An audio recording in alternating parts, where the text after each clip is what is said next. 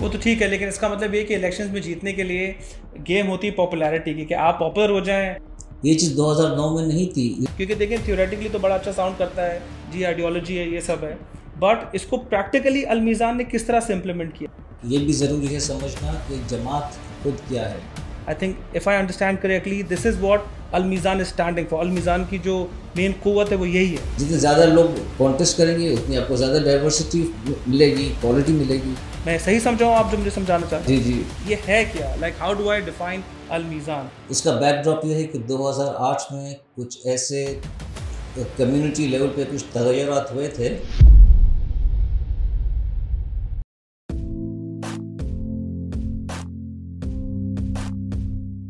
बिस्मिल्लाहिर्रहमानिर्रहीम, अस्सलाम वालेकुम। Welcome to everybody to the first of our podcast series. नाजरीन, आप सबको बहुत बहुत खुशामदीद। जैसा कि आप जानते हैं कि 2024 में खोजा पिराए शासना शरीफ जमात के इलेक्शंस होने वाले हैं, जो हर साल 3 साल में होते हैं, और इसी तरह से इंशाल्लाह इस साल भी मई में ये इलेक्शंस होने वाले हैं। एंड उसके सिलसिले में हम लोगों ने डिसाइड किया है कि हम एक सीरीज़ ऑफ क्वेश्चंस रखें, कुछ शोज़ रखें, कुछ डिस्कशंस रखें, कुछ डिबेट्स रखें, समझने के लिए कि जो ये इलेक्शंस होते हैं क्या इनकी वाकई में कोई ज़रूरत है, क्या जमात क्या कम्युनिटी लेवल्स पे इतना हमारी कोई गहमा गहमी होती है कि हम इलेक्शंस करें, डिस्कशंस करें, इसको इतना डिबेट करें। सो हमने डिसाइड किया कि चलें let's have a open discussion. हम सबको इन्वॉल्व करते हैं। आई थिंक हमारी कम्युनिटी का सबसे बड़ा जो हमारी चाहत है वो है कम्युनिटी इंगेजमेंट की। सो उसको देखते हुए हमने डिसाइड किया है कि चलें हम एक शो की सीरीज़ रखते हैं टू फाइंड आउट एग्जैक्टली हमारी जमात के बारे में, इसकी फ़िलासफ़ीज़ के बारे में, एंड मोर इम्पॉर्टेंटली इलेक्शंस के बारे में, and as we go along candidates के बारे में, and so on and so forth. तो आइए, आज हमारा फर्स्ट पॉडकास्ट सीरीज़ है, फर्स्ट शो है, और आज हमारे साथ वेलकम करते हैं अबुल हसन गोकल साहब को, who is the current president of Khoja Pirai Sharif Jamat. Abul bhai, welcome to the show. Thank you. कैसे आप? ठीक ठाक हैं? बिल्कुल ठीक। सो अबुल भाई, नॉर्मली तो ये बड़े फॉर्मल शोज होते हैं, लेकिन we want to have a drawing room chat, ताकि ज़रा एक्साइटमेंट रहे, ज़रा मज़ा आए, और एक कैजुअल इन्वायरमेंट में हम बात करें, rather than having a selling, it should be a discussion. So I hope you're ready for some interesting questions and discussions. Absolutely. Normally in drawing room chats you have a lot of snacks with you. I don't see any here, but doesn't matter. भाई, मैं चाह रहा हूँ कि बातें इतनी मजेदार हो कि स्नैक्स की जरूरत ना पड़ेगी हमें इंशाल्लाह। So we'll limit ourselves to food for thought. For food for thought, exactly. बिल्कुल ठीक। बिस्मिल्लाहिर्रहमानिर्रहीम। तो अबुल भाई, let's talk about Al-Mizan. I mean, obviously जमात के आप प्रेसिडेंट हैं, you've been now माशाल्लाह president for the last 6 years, उससे पहले भी आप रह चुके हैं, and you are from Al-Mizan panel. Al-Mizan panel को आपने represent किया हुआ है. So let's talk about Al-Mizan as a panel, as a philosophy, as a team. ये है क्या? Like how do I define Al-Mizan? कोई बस दोस्त मिलके उन्होंने कहा चलो हम खिदमत का वाला काम करते हैं, फलाई काम करते हैं. What is Al-Mizan? Okay, Bismillahirrahmanirrahim. To understand the philosophies of Al-Mizan, obviously we have to first understand what Al-Mizan is. और Al-Mizan चूँकि जमात के इलेक्शंस में एज अ टीम पार्टिसिपेट कर रहा है एंड फील्डिंग कैंडिडेट्स, ये भी ज़रूरी है समझना कि जमात खुद क्या है। जमात एक कम्युनिटी का प्लेटफॉर्म है, so we need to understand कि कम्युनिटी क्या है। जब ये 3 चीज़ समझ में आ जाएगी तो मीज़ान व्हाट डज स्टैंड्स फॉर ये वाज़ेह हो जाएगा। ठीक है, तो अभी मुझे बताएं कि हम फिर किस तरह से बात करें। सो जिस तरह आपका आंसर है, क्या मैं कम्युनिटी को पहले समझूं, या जमात को समझूं, या मीज़ान को समझूं, इसकी डेफिनेशन को हम कैसे इनकैप्सुलेट करेंगे? कैसे आप मुझे ये बताएंगे कि अल-मीज़ान एज अ फ़िलासफ़ी क्या है, और अल-मीज़ान वो जमात के अंदर और कम्युनिटी के अंदर वो लिंक किस तरह से करता है? ओके, आई वुड थिंक कि पहले हम कम्युनिटी को समझें। ठीक है। बस कम्युनिटी को मैनेज करना ही एक प्राइम फंक्शन है। Community is a collection of people और ग्रुप ऑफ पीपल के जिसके कुछ सेंट्रल बाइंडिंग फोर्सेस होती हैं। वी ऑल नो दैट अल्हम्दुलिल्लाह we are a community which is based on an ideology and that is हुब्ब अहले बैत अलैहिस्सलाम।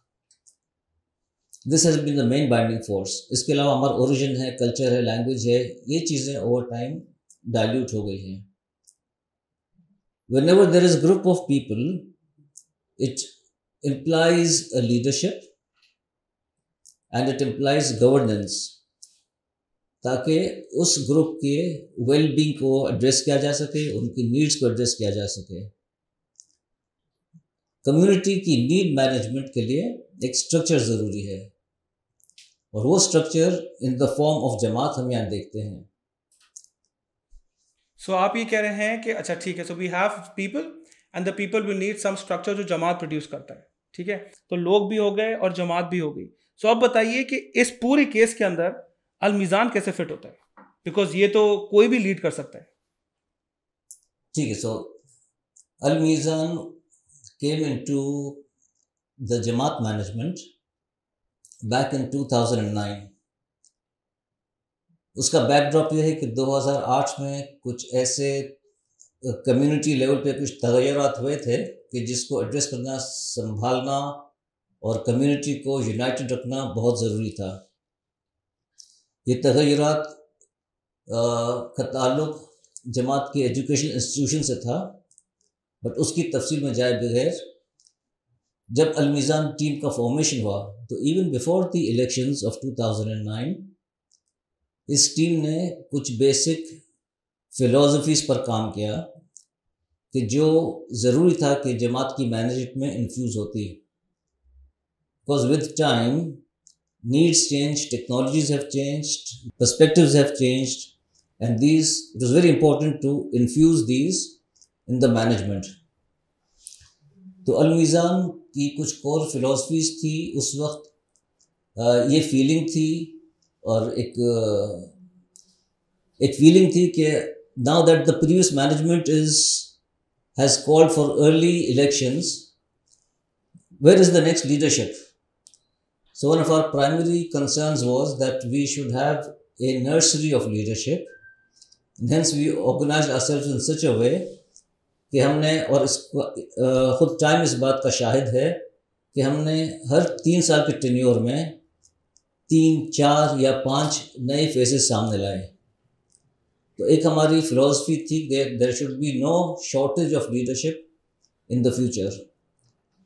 हमारी सेकंड मेन फ़िलासफ़ी या थीम ये था दैट जमात के तमाम policies, strategies, operations, These should all be Sharia compliant, और इस चीज़ को हमने कॉन्स्टिट्यूशनल प्रोटेक्शन दिया। In our very first AGM ये हमने अमेंडमेंट्स प्रपोज किए थे कॉन्स्टिट्यूशन के, और ये एक्सेप्ट हुए। तो ये ऑफ प्राइम इम्पोर्टेंस है कि एक कम्युनिटी जिसकी बुनियाद ही आइडियोलॉजी पर है, उसका कॉन्स्टिट्यूशन उसके तमाम उमूर को शरिया कंप्लाइंट रखे। इसके बाद द नेक्स्ट फिलॉसफी वॉज जो हमारे विजन स्टेटमेंट से भी वाज़ेह है, that is a progressive community with a sound ideology. Community का प्रोग्रेसिव होना, उनको तरक्की और कमाल की तरफ स्टेबल रखना इन सच अ वे कि उनकी आइडियोलॉजी और आइडेंटिटी डिस्टर्ब नहीं हो। वी हैव ऑल सीन के रिसेंट डेकेड में, 2 decades में, a lot of distractions have come in which has infiltrated into our youth, into our mindset and have disturbed them. इस पर काम करना बहुत ज़रूरी था, और लिहाजा हमने एक आलिम दीन को हमेशा ऑन बोर्ड रखा for guidance. So wherever there is a question which requires input from the religious scholars, we take that and we use that to guide us further. सो ये आप कह रहे हैं कि जहाँ तक अल-मीज़ान कंसर्न्ड है, वो एक आइडियोलॉजिकल चैलेंज के ऊपर आया, जिस तरह आपने समझाया कुछ चैलेंजेस आए थे, उसके बाद से it has now been there since 2009। तो मेरे ख्याल से इसको अल्हम्दुलिल्लाह 15 साल हो गए हैं while it's being managing the जमात, ठीक है, इन दैट लीडरशिप। सो आप कह रहे हैं कि वो आपका चैलेंज था, that's what the team got together, और आप लोग प्रोग्रेसिव आगे जाते जा रहे हो, नए लोगों को ला रहे हो ताकि फ्रेश टैलेंट आता रहे, फ्रेश थॉट प्रोसेस आता रहे, तो लीडरशिप आपकी कंसिस्टेंट रहे, बट हमारे पास नए लोग आते रहे जिनको आप ट्रेन करके आगे की लीडर्स बनाए on some sound ideology. I think if I understand correctly this is what Almizan is standing for. Almizan की जो मेन क़ुव्वत है वो यही है कि वो यंग लोगों को ट्रेन करें इन दैट साउंड आइडियोलॉजी, ताकि हम आगे जो भी हमारी जमात के नए यूथ आ रही है जो लीडरशिप में ट्रेन हो रहे हैं वो उनको आगे लेके जाएं। क्या मैं सही समझा हूँ आपकी फ़िलासफ़ी? बिल्कुल ऐसा ही है, ताकि यंगस्टर्स अपनी सोशल ज़िम्मेदारी का एहसास करें, they come in the main stream, एक combination of seniors and youth हो, ऑफ विजडम एंड विगर हो, ताकि आइडियाज़ और fresh ideas of the youth जमात को प्रोग्रेस की तरफ ले जाए, सीनियर्स के विजडम और एक्सपीरियंस के साथ, and all the time with in the parameters of शरिया। तो आप ये कह रहे हैं कि अल मीज़ान कोई पुरानी बासी रोटी नहीं है, वो हर 3 साल में फ्रेश होके आती है हमारे पास। I would very strongly suggest this. So, like I said, each term 3 to 5 new faces आते हैं। 2009 के मीज़ान में और 2021-24 में I think there only 2 common faces, बाकी सब न्यू फेसेस थे। देखें, एक चीज़ समझना ज़रूरी है, आइडियोलॉजी पर हमें मुस्तहकम रहना चाहिए, स्टेबल रहना चाहिए, फर्म रहना चाहिए। We can not be fluctuating in our ideological stance. ये इस्तिकामत ज़रूरी है, ये इंसान के कैरेक्टर की पहचान है। उस इस्तिकामत पे अफराद चेंज हो सकते हैं, मे बी कोई अवेलेबल नहीं है या उसने अपनी इनिंग्स खेल ली, या कॉम्पिटेंसीज चेंज हो गई, requirement of competencies, so new people were inducted to match those competencies that were required, but ideology same रही, आइडियोलॉजिकल शिफ्ट नहीं आया। यही एक बहुत बड़ा एहसान है खुदा का, that we have a team which is totally sold on this ideology and which will serve the जमात, serve the people, keeping in mind its core reason, the core reason that the Jamaat exists or that this team is coming in to serve is qurbatan ilallah, खुदा की रज़ा के लिए लोगों को सर्व करना, social service और welfare management, इसको हम बहुत कैजुअल लेते हैं। अगर हम हमारे बिजनेसेस को फॉर्मल तरीके से रन करते हैं, हम प्रोफेशनल्स रखते हैं, तो हम वेलफेयर मैनेजमेंट को क्यों कैजुअल लें? You need the best of competencies, the best of ideologies, the best of systems to run a Jamaat also. तो आप क्या कहेंगे कि अल मीज़ान की जो आइडियोलॉजी जिसकी आप बात कर रहे हो, ये बेसिकली वेलफेयर सर्विस है विद कुर्बतन इल्लल्लाह, ये है the core ideology of Al Mizan. Am I correct in understanding this? Welfare service, I would call it wellbeing. Okay, thank you Abdul bhai, thank you for that explanation, because I think ये बड़ा important है समझना कि जो जमात में इस वक्त काम हो रहा है या काम आप लोग करते हुए आए हैं अल मीज़ान के साथ, इसमें इंपॉर्टेंट है कंसिस्टेंसी, इसमें इंपॉर्टेंट है क्लैरिटी ऑफ थॉट, ये कितना ज़रूरी है, और साथ साथ एक कंटिन्यूएशन, बिकॉज जिस तरह अबुल भाई ने भी कहा, एक फ्रेश फेसेस हर 3 साल में आते हैं जो इस टीम को फ्रेश रखते हैं, जो चीज़ों को आगे लेके जाते हैं। तो इवन दो नाम अल मीज़ान है, but there is always a newness, a freshness to the team for every term, with an advantage कि चूंकि सीनियर्स की कंटिन्यूएशन है, तो consistency of efforts, consistency of work होता है। और जिस तरह आपने कहा आइडियोलॉजी का, जो कि अमेजिंग है कि welfare service, well being service, कुर्बतन इल्लल्लाह, so that's a very interesting one. जी, I think we should not forget one more thing, that in the role of being elected representatives of a community, ये prime responsibility जमात की माशरा साजी है, social reforms है। Social reforms ऐसे कि दे prevail, दे perpetuate. एक शख्स का आइडिया या थॉट प्रोसेस उसकी लाइफ टाइम तक रहता है।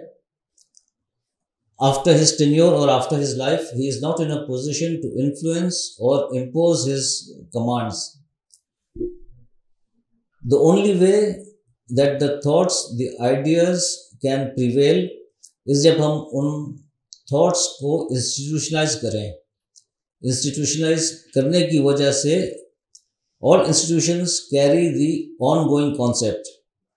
तो जब तक वो institution बाकी है, वो good work जिसके लिए वो कायम किया गया था वो बाकी रहेगा। तो governance of this institutions is equally important. If the institutions fail, the goodness will not perpetuate.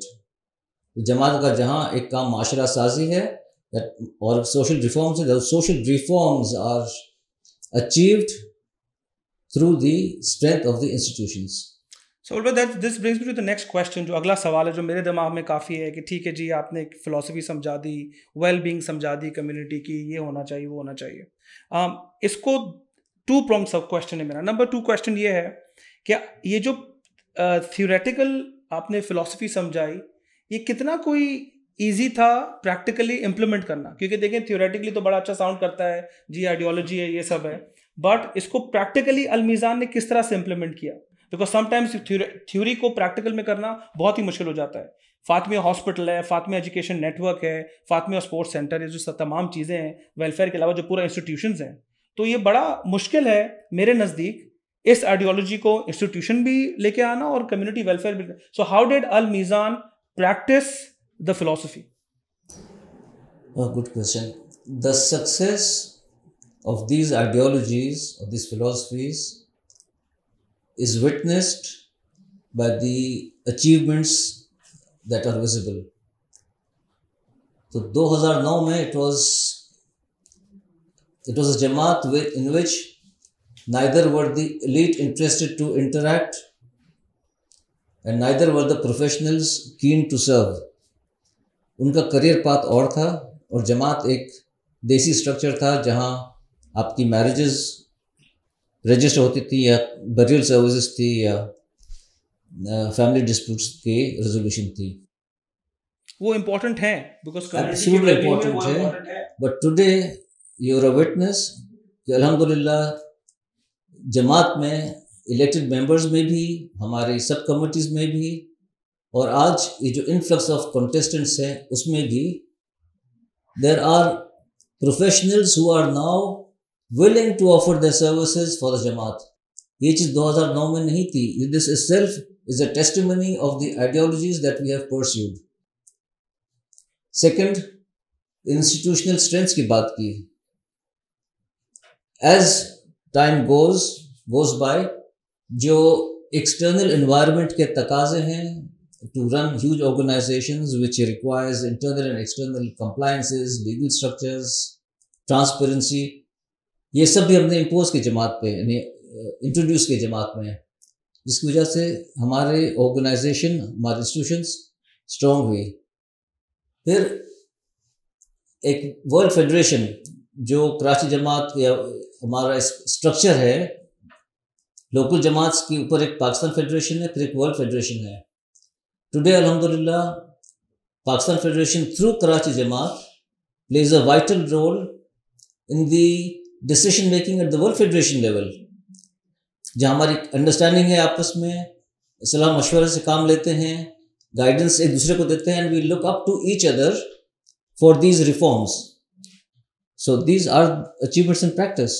Abul bhai ठीक है, सही है, लेकिन इन तमाम चीज़ों के लिए ज़रूरी है कि हम इंस्टीट्यूशंस भी चलाएं, हम जमात में ये हॉस्पिटल भी चलाएं, ये भी चलाएं, ठीक है, आप वेलफेयर हम कर रहे हैं, कम्युनिटी वेल बीइंग कर रहे हैं, ये इंस्टीट्यूशंस की नीड हमारी कहाँ से आ जाती है? क्या ये अल मीज़ान की प्रैक्टिस का हिस्सा है इंस्टीट्यूशंस रनिंग, या ये एक एक्स्ट्रा वर्कलोड आप लोगों ने लिया हुआ है एज अल मीज़ान के नहीं हमें करना है? इसका लॉजिक कहाँ आ जाता है? देखिए, when Al Mizan came into the management, the Fatima education network and the Fatima hospital ये एग्जिस्ट करता था। उस वक्त क्यों कायम किया गया था नहीं मालूम, लेकिन अगर नहीं भी किया गया होता तो इसकी दलील, इसकी नीड ये है, लाइक आई जस्ट एक्सप्लेन्ड, कि आपके थॉट्स को, आपके आइडियाज़ को, आपके वैल्यूज़ को, आपके डायरेक्शन टू द कम्युनिटी, ये जमात का पर्पज़ है ना, इन चीज़ों को इम्प्लीमेंट करने के लिए यू नीड स्ट्रक्चर्स। तो अगर हमारा लेट्स से एजुकेशनल ऑब्जेक्टिव ये है कि हम इंसान साजी करें, इंसान कामिल बनाएं, वंस अगेन जो हमारा स्लोगन है अल मीज़ान का, इट्स अ बैलेंस, इल्म और तकवा। आप एजुकेशन भी दें जो कंटेम्प्रेरी एजुकेशन हो, बट विद वैल्यूज़ दें। तो इसको इम्प्लीमेंट कैसा करेंगे? तो एक थॉट ये है कि जी जमात ये एजुकेशन नेटवर्क क्यों चला रहा है? अगर आपको एजुकेशन असिस्टेंस देना है तो आप नीड बेस्ड फाइनेंशियल असिस्टेंस दे दे बच्चे की, जहाँ मर्जी वो जाके पढ़ेगा। अब वो जहाँ जाके पढ़ेगा तो क्या गारंटी कि उसको वो वैल्यूज़ दी जाएंगी उन स्कूल्स में कि जो हमारी आइडेंटिटी और हमारे फेथ को स्ट्रेंथन करेगी? This is where the need for the institutions come in. And अल्हम्दुलिल्लाह दिस, खुदा ने जब ये जिम्मेदारी दी है कम्युनिटी को डायरेक्शन देने की या उनकी वेलबींग पर काम करने की, तो ये थ्रू द इंस्टीट्यूशंस ही होगा। And once the institutions are managed by high end professionals who may extend in tenure beyond the 3 year tenure of the managing committee, तो ये एक स्टेबिलिटी आती है। जो 3 ईयर चेंजेस इन मैनेजमेंट को ये सस्टेन करते हैं और न्यूअर मैनेजमेंट को एड करते हैं to carry forward the mission. तो यानी आपका मकसद ये है कि जो इंस्टीट्यूशंस हैं वो हमारी जो फिलॉसफी है उसको प्रैक्टिस के लिए भी इस्तेमाल हो रहे हैं, इंस्टीट्यूशन स्ट्रेंथ से हमारी कम्युनिटी को डायरेक्ट बेनिफिट भी हो रहा है, तो उसके साथ साथ जो इंस्टीट्यूशन की प्रेजेंस से एक शीयत की जो स्ट्रेंथ है वो भी सामने आ रही है। तो आप कहते हैं कि from the Jamaat perspective institutions की नीड आ जाती है, एंड अल मीज़ान की जो फिलॉसफी है वो वेल सेट है, जिसकी वजह से इंस्टीट्यूशंस को इतनी फ़रोग और इतना पैदल इनको पैर मिले हैं और जहाँ इनकी इतनी ग्रोथ हुई है ओवर द लास्ट 10 ईयर्स। मैं सही समझा हूँ आप जो मुझे समझाना चाहते हैं? जी जी बिल्कुल ऐसा ही है। और इसको अगर हम इलेक्शन पर्सपेक्टिव में देखें, so Al Mizan represents a philosophy of community service and community wellbeing. वो जो भी इस फिलॉसफी से टकराता है वो शायद कम्युनिटी सर्विस के इस पर्सपेक्टिव से टकराता है जिस पर्सपेक्टिव पे हम ये सर्विस कर रहे हैं। इसलिए मेरा माय फर्स्ट स्टेटमेंट हियर कि Al Mizan is not just a collection of contesting candidates, it's a well established ideology of community service. Mamool bhai ये तो फिर एक अलग बात होगी, बिकॉज इलेक्शंस में तो आपको पता है कि हार जीत होती है पॉपुलैरिटी पे। अब आप जो सारी बातें कर रहे हैं वो तो ये कह रहे हैं कि हमने बैक एंड पे एफिशिएंसीज लाए हैं, ऑपरेशनल चेंज लाए हैं, इंस्टीट्यूशंस को स्ट्रेंथन किया है, इन सब को वाइड किया है, तो बड़ी अच्छी बात है। बट जब इलेक्शंस होते हैं तो उसके अंदर वोट दिया जाता है पॉपुलैरिटी पे, कि मैं कितने लोगों को जानता हूँ, मैं कितने लोगों को अप्रोच करता हूँ, तो उसका कॉम्पिटेंस से इतना ज़्यादा कोई लिंक तो है नहीं, इट्स मोर लाइक पॉपुलैरिटी। तो आप तो फोकस कर रहे हो कॉम्पिटेंस पे और उसको बढ़ाने के लिए, और जीत मैं जाऊंगा क्योंकि मैं पॉपुलर हूँ, तो ये थोड़ा सा देखिए यह मकसद, the reason why we are here, ये सीट्स तो नहीं है ना, खिदमत करना है। सिस्टम ऑफ इलेक्शंस ऐसा है कि we need to elect people so that they come to serve. Elect वो होंगे जो ज़्यादा पॉपुलर हैं। ये ज़रूरी नहीं है कि इलेक्शंस में हर कॉम्पिटेंट शख्स इलेक्ट हो, कॉम्पिटेंसी की बुनियाद पे या हो या ना हो, लेकिन पॉपुलरिटी की बुनियाद पे ज़रूर होता है। And those who are popular are not necessarily organizational, they may not have organizational competence. तो इस गैप को कैसे ख़त्म करेंगे? इस गैप को by virtue of the professional managers ख़त्म करेंगे। Everyone has a right to contest, anyone who feels that he is popular enough, has the vote bank और has the desire to serve, most welcome. जितने ज़्यादा लोग contest करेंगे उतनी आपको ज़्यादा डाइवर्सिटी मिलेगी, क्वालिटी मिलेगी। नहीं वो तो ठीक है, लेकिन इसका मतलब ये कि इलेक्शंस में जीतने के लिए गेम होती है पॉपुलैरिटी की, कि आप पॉपुलर हो जाएं, लोगों को ज़रा अपने आप का पीआर स्ट्रांग करें और जीत के आ जाएं, और फिर जमात की सीट आपकी, तो फिर ज़रा इजी विन हो गया ना इसका मतलब। बिल्कुल। तो इसका मतलब कि फिर जो आप जो काम कर रहे हैं वो सही ट्रैक पर है, या popularity is more important? Like I said, compromise of identity और ऑफ आइडियोलॉजी नहीं होना चाहिए। तो हम जब कैंडिडेट्स फील करते हैं तो बुनियादी फिल्टर पे अगर पूरा होते हैं तो इन होते हैं। फिर amongst that obviously we need to select those who have the popularity and the vote bank to contest. हाँ, आई थिंक ये बड़ा की पॉइंट है। आई थिंक इलेक्शंस के अंदर बड़ा नेचुरल है कि आप उन लोगों को वोट दें जो पॉपुलर हैं या जो समझें अपना पीआर स्ट्रांग रखते हैं। बट ये भी सोचना चाहिए साथ साथ कि जो इस वक्त हमारी जमात का स्टेटस है और जो स्टेज और जहाँ हम जा रहे हैं, जो हमारी इंस्टीट्यूशंस हैं, जो हमारी स्ट्रेंथ है, जो हमारी साइज़ है, उसके लिए अच्छी बात है पॉपुलर लोगों को वोट देना। बट ये भी बड़ा इंपॉर्टेंट है कि हम सब एज एन इंडिविजुअल ये भी रियलाइज़ करें कि क्या जिनको हम वोट दे रहे हैं क्या वो कॉम्पिटेंट भी हैं या नहीं है। अगर वो पॉपुलर भी हैं और कॉम्पिटेंट भी हैं तो ग्रेट, लेकिन अगर वो सिर्फ पॉपुलर हैं लेकिन कॉम्पिटेंसी में गैप है, देन हमें डेफिनेटली वापस सोचना चाहिए कि क्या वोट करना बनता है या नहीं बनता। आई थिंक ये एक बहुत ही की मैसेज है हम सब के लिए, because we have to use our brains and vote intelligently.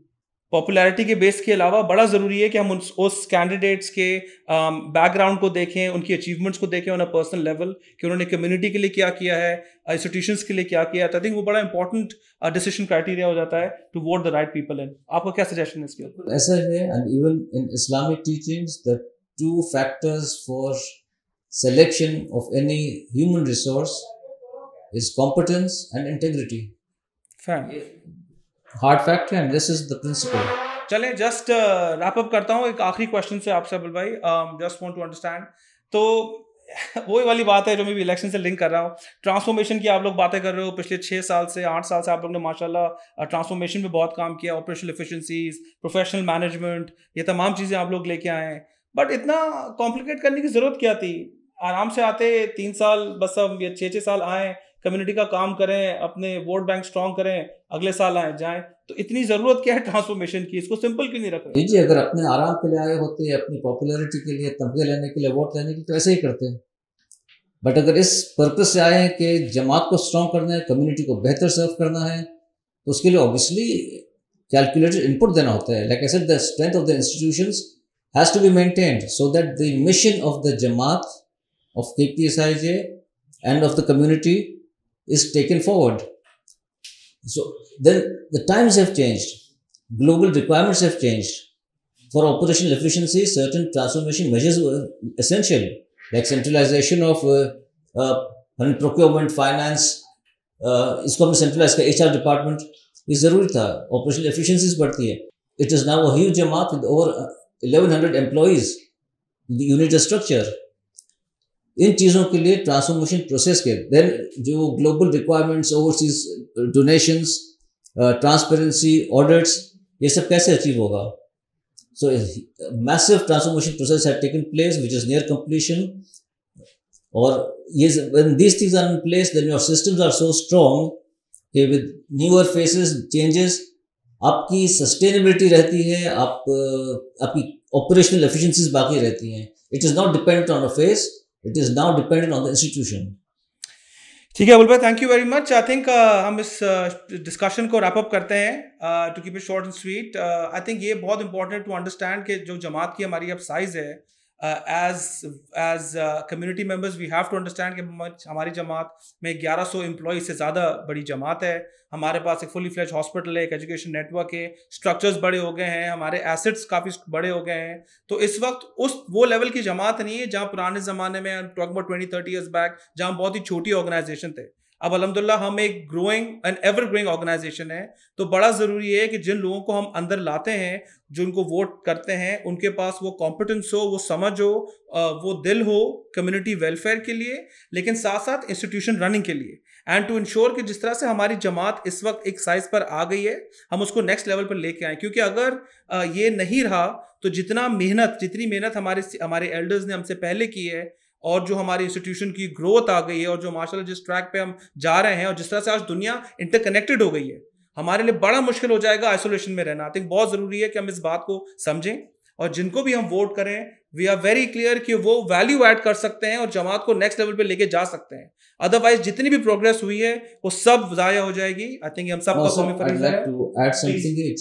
जो ज़रूरी रह गई थी, कोशिश करें कि हर शख्स अपने दिल में नीयत पाक रखे, कुर्बतन इल्लाह रखे। One has to rise beyond oneself. और सेकंड चीज़ ज़रूरी है that we as followers of the teachings of अहले बैत फर्मली बिलीव कि एक ज़माना आएगा and that era of justice and peace की तैयारी हम में से हर एक पर फ़र्ज़ है। ज़ुहूर से पहले एक ऐसा माशरा क्रिएट करना कि जिसमें वो निज़ाम अदल ईज़िली नाफिज हो सके। इंतज़ार is not just sitting and doing nothing. Better terminology is इस्तक़बाल। We should prepare for that, for the ज़ुहूर ऑफ द इमाम, and we should all be proud and satisfied with in ourselves कि हमने हमारे हिस्से का काम कर लिया। इसमें कोताही नहीं होनी चाहिए। बिल्कुल बिल्कुल कोताही नहीं होनी चाहिए। And with these final words from Abul भाई, वेरी इंस्पिरेशनल। आई थिंक हम सबको क्लियर होना चाहिए, बार बार अपने आप से सवाल पूछना चाहिए कि हमारा मकसद एग्जिस्टेंस क्या है। Thank you very much viewers for joining us today. इंशाल्लाह इसको हम कंटिन्यू करेंगे with more questions, with more discussions and more clarity इंशाल्लाह as we go along in the election period. हमारे साथ इन ट्यून रहेगा। इंशाल्लाह बहुत जल्द मिलते हैं। खुदा हाफिज़।